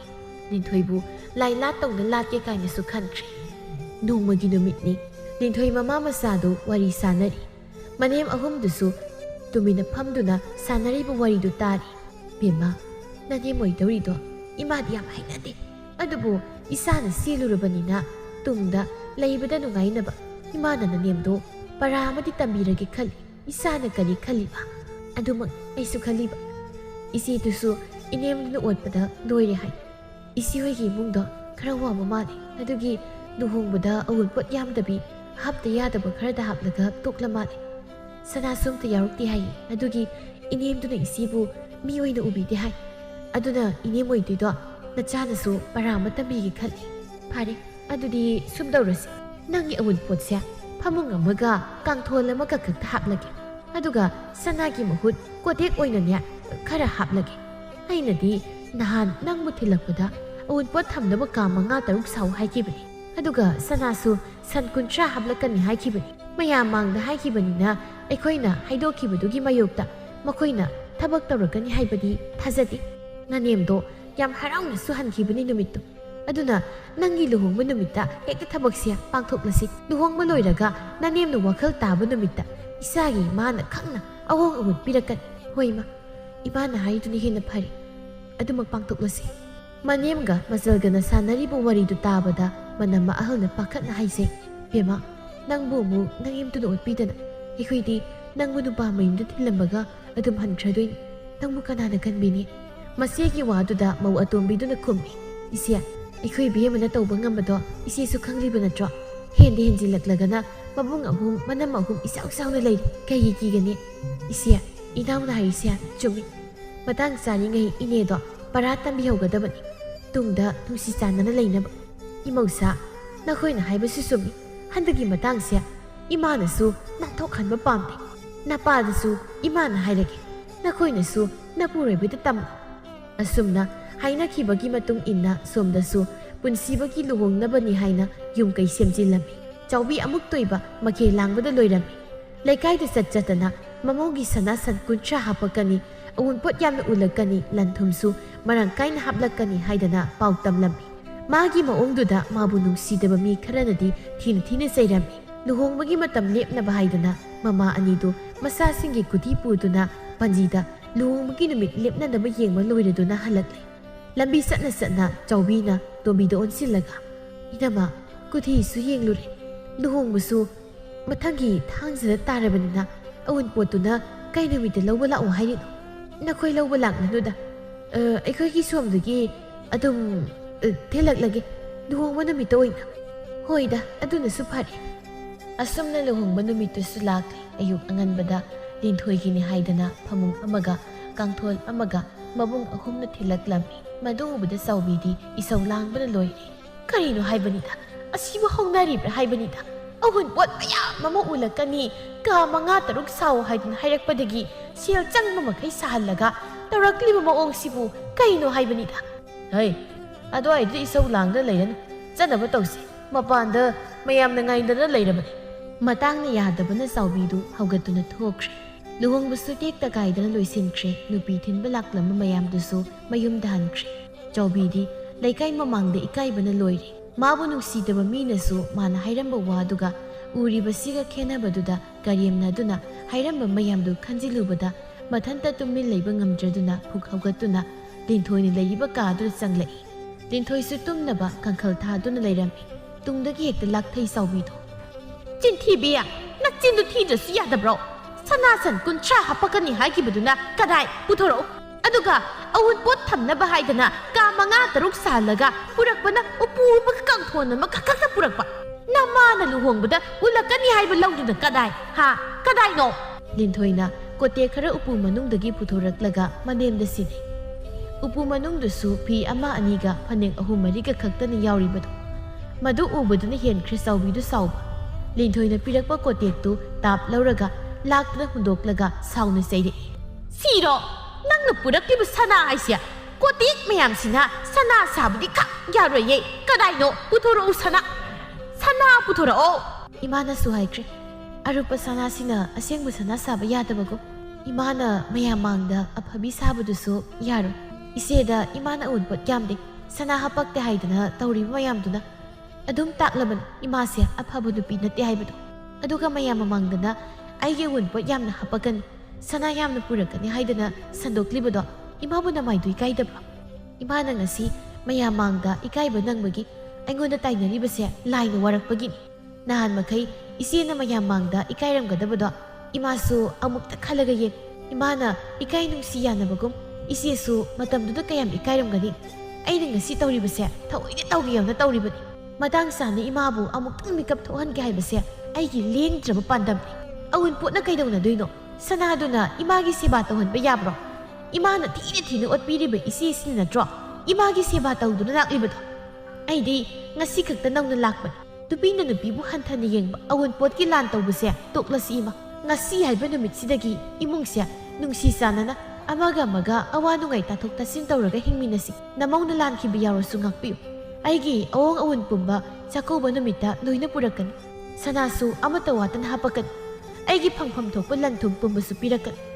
ꯏꯃꯥꯅꯕꯨ ꯋꯥꯈꯜ ꯇꯥꯔꯕ ꯏꯃꯨꯡꯁꯦ ꯅꯨꯡꯉꯥꯏꯅ ꯅꯨꯡꯁꯤ ꯆꯥꯟꯅꯅ ꯍꯤꯡꯕ ꯌꯥꯒꯅꯤ ꯑꯍꯜ ꯑꯃ ꯑꯣꯏꯅ ꯏꯃꯥꯅ ꯅꯃꯧ ꯑꯩꯈꯣꯏꯒꯤ ꯍꯩꯇ ꯁꯤꯡꯗ ꯇꯥꯛꯄꯤꯗꯧꯕꯁꯤꯗ ꯏꯃꯥꯅ ꯑꯉꯥꯡ ꯃꯆꯥ ꯁꯥꯗꯅ ꯂꯩꯔꯕꯅꯤꯅ ꯋꯥꯕ ꯍꯥꯏꯕꯁꯦ ꯑꯗꯨꯝ ꯃꯁꯥꯅ ꯇꯥꯕꯅꯤ ꯃꯃꯧꯒꯤ ꯋꯥꯗꯨ ꯄꯦꯜꯂꯗꯨꯅ ꯇꯨꯡꯗꯒꯤ ꯃꯀꯨꯕꯣꯛꯅ ꯈꯨꯕꯥꯛ ꯈꯨꯗꯨꯅ ꯊꯥꯒꯠꯂꯝꯃꯤ ꯑꯗꯨꯅꯤ ꯏꯃꯧꯁꯤ ꯊꯧꯅꯥ ꯂꯩꯒꯗꯕꯅꯤ ꯏꯀꯨꯅ ꯅꯍꯥꯟ ꯃꯈꯩ ꯇꯥꯕ ꯄꯥꯝꯂꯝꯕꯁꯨ ꯑꯗꯨꯗꯅꯤ ꯄꯦꯜꯂꯤ ꯏꯀꯨꯒꯤ ꯊꯃꯣꯏꯁꯤ ꯉꯁꯤꯗꯤ ꯃꯃꯥ ꯅꯪꯕꯨ ꯏꯀꯥꯏꯕ ꯃꯁꯛ ꯈꯪꯂꯕ꯭ꯔꯣ ꯉꯁꯤꯒꯤ ꯅꯨꯃꯤꯠꯁꯤꯗ ꯅꯪ ꯋꯥꯈꯜ ꯇꯥꯗ꯭ꯔꯕꯗꯤ ꯄꯨꯟꯁꯤꯒꯤ ꯑꯣꯏꯅ ꯇꯥꯔꯔꯣꯏ ꯅꯃꯧꯅ ꯑꯁꯨꯛ ꯐꯖꯅ ꯍꯥꯏꯔꯤꯕꯁꯤ ꯐꯥꯎꯕ ꯅꯪꯕꯨ ꯍꯧꯖꯤꯛ ꯐꯥꯎꯕ ꯋꯥꯈꯜ ꯇꯥꯗ꯭ꯔꯤꯕ꯭ꯔꯣ ꯃꯣꯏ ꯄꯥꯕ ꯑꯩꯕꯨ ꯑꯃꯨꯛ ꯏꯀꯥꯏꯕ ꯄꯤꯕꯤꯔꯒ ꯑꯩ ꯃꯥꯏꯁꯤ ꯅꯣꯟꯈꯠꯇꯨꯅ ꯆꯠꯄ ꯐꯥꯎꯕ ꯉꯝꯗꯧꯕ ꯃꯥꯟꯗ꯭ꯔꯦ ꯏꯃꯧꯅ ꯑꯩꯕꯨ ꯑꯃꯝꯕ ꯂꯝꯕꯤꯗ ꯆꯠꯇꯨꯅ ꯂꯝꯃꯨꯛꯅꯔꯨꯔꯕ ꯑꯩꯕꯨ ꯑꯉꯥꯟꯕ ꯂꯝꯕꯤꯗ ꯆꯤꯛꯊꯣꯛꯄꯤꯗꯨꯅ ꯋꯥꯈꯜ ꯇꯥꯍꯟꯕꯤꯔꯦ ꯉꯁꯤꯗꯒꯤ ꯑꯩꯁꯨ ꯃꯅꯦꯝ ꯑꯐꯕꯤ ꯍꯥꯏꯗꯨ ꯑꯣꯏꯗꯨꯅ ꯏꯃꯧ ꯑꯅꯤꯕꯨ ꯆꯞ ꯃꯥꯟꯅꯕ ꯃꯤꯠꯌꯦꯡꯗ ꯌꯦꯡꯂꯒꯦ ꯀꯩꯁꯨ ꯂꯩꯇꯕ ꯑꯎꯟꯄꯣꯠ ꯈꯔꯗ ꯍꯩꯅ ꯉꯥꯎꯗꯨꯅ ꯂꯩꯔꯨꯔꯦ ꯁꯅꯥꯗꯤ ꯁꯦꯜ ꯂꯩꯔꯒ ꯆꯥꯃꯔꯛ ꯁꯥꯕ ꯌꯥꯏ ꯑꯗꯨꯕꯨ ꯏꯃꯧꯒꯤ ꯃꯤꯅꯨꯡꯁꯤꯗꯤ ꯁꯦꯜꯅ ꯁꯅꯥ ꯂꯨꯄꯥꯅ ꯂꯩꯕꯗ ꯈꯛ ꯐꯪꯂꯣꯏꯅꯦ ꯉꯁꯥꯏ ꯃꯈꯩ ꯋꯥꯔꯤ ꯇꯥꯔꯝꯕ ꯃꯌꯥꯝꯗꯨꯁꯨ ꯃꯃꯥꯅ ꯋꯥꯈꯜ ꯇꯥꯕꯁꯤ ꯎꯕꯗ ꯌꯥꯝꯅ ꯍꯔꯥꯎꯅꯔꯝꯃꯤ ꯃꯌꯥꯝꯗꯒꯤ ꯍꯦꯟꯅ ꯍꯔꯥꯎꯔꯤꯕꯁꯤꯅ ꯁꯅꯥꯅꯤ ꯁꯅꯥꯕꯨ ꯎꯕꯗ ꯆꯥꯎꯕꯤꯅ ꯀꯧꯁꯤꯜꯂꯤ ꯕꯦꯝꯃ ꯂꯥꯎꯅꯦ ꯏꯃꯥꯅ ꯅꯛꯐꯝꯗ ꯂꯥꯟꯈꯤꯕ ꯃꯌꯥꯝꯗꯣ ꯅꯪ ꯏꯃꯥꯕꯨ ꯑꯃꯨꯛꯇ ꯉꯥꯛꯄꯤ ꯋꯥꯈꯜ ꯊꯦꯟꯕꯤ ꯑꯣꯏꯔꯨꯕꯅ ꯏꯃꯧꯕꯨ ꯏꯃꯥꯅ ꯌꯥꯝꯅ ꯑꯣꯠꯄꯤꯈ꯭ꯔꯦ ꯏꯃꯥ ꯅꯃꯧ ꯀꯩꯁꯨ ꯈꯟꯗꯦ ꯏꯃꯥꯅ ꯉꯁꯤ ꯋꯥꯈꯜ ꯇꯥꯗꯨꯅ ꯅꯃꯧꯕꯨ ꯅꯨꯡꯁꯤꯅ ꯀꯧꯕꯤꯕꯁꯤꯅ ꯍꯦꯟꯅ ꯄꯦꯟꯖꯔꯦ ꯑꯁꯨꯝꯅ ꯆꯥꯎꯕꯤꯗꯨ ꯋꯥꯈꯜ ꯇꯥꯗꯨꯅ ꯃꯃꯧꯁꯤꯡꯕꯨ ꯅꯨꯡꯁꯤꯅ ꯂꯣꯏꯅꯈꯤ ꯑꯗꯨꯒ ꯃꯉꯥꯅꯤ ꯆꯥꯛꯀꯧꯕ ꯅꯨꯃꯤꯠꯇ ꯂꯤꯟꯊꯣꯏꯒꯤ ꯑꯋꯣꯡ ꯑꯋꯨꯟ ꯄꯨꯝꯕ ꯂꯣꯏꯅ ꯍꯥꯞꯂꯛꯈꯤ ꯃꯇꯝ ꯀꯨꯏꯅꯗꯒꯤ ꯃꯁꯣꯏ ꯇꯥꯔꯨꯔꯕ ꯏꯃꯨꯡꯗꯣ ꯉꯁꯤꯗꯤ ꯏꯪꯅ ꯆꯤꯛꯅ ꯂꯩꯕ ꯏꯃꯨꯡ ꯍꯥꯏꯗꯨ ꯑꯣꯏꯈꯤꯔꯝꯃꯤ